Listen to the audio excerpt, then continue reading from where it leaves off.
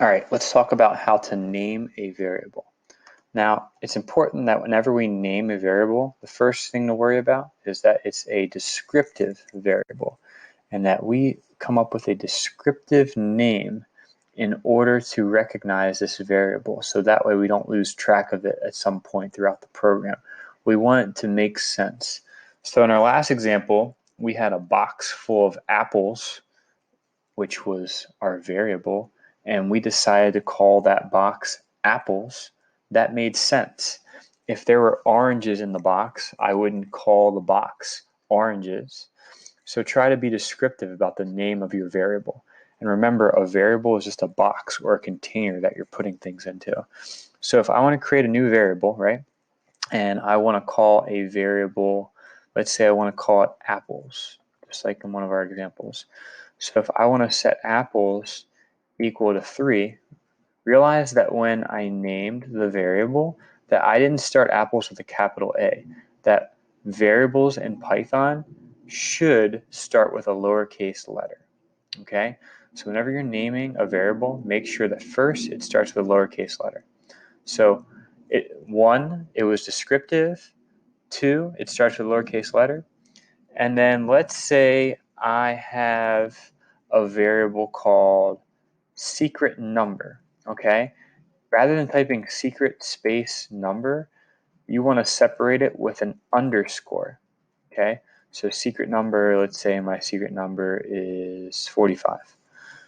All right, so make sure that you separate it with an underscore, and this is called underscore case, okay? So whenever you see two words separated by an underscore, that's called underscore case, and it's spelled like this. So if I type underscore case, and remember from the past, whenever we use a pound symbol, that this is a comment, okay? So it won't be read.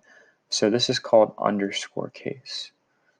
So recognize there's a few things. Remember, the program skips over comments.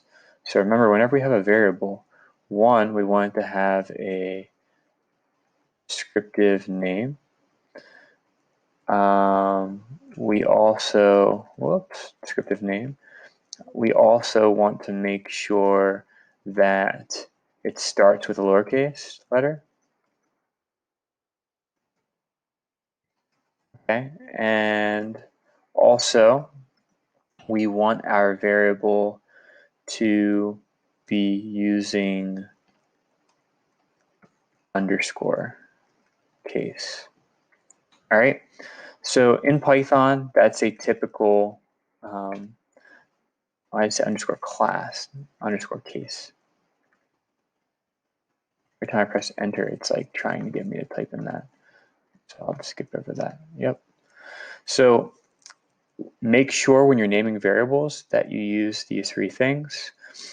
Also to make sure to know that there are other ways of naming variables, but Python prefers underscore case. There's also something called Camel Case, where if you look at it, it's all lowercase and then a hump and then all lowercase. Really, it's all lowercase, uppercase, and then lowercase. So if I were to create a variable called Camel Case example, it would make sure to start with an uppercase E, and every word that you add onto it, you would just add on. So this is called Camel Case, but in Python, they prefer you to use underscore case, okay? And this is underscore case right here. That's a perfect example of underscore case.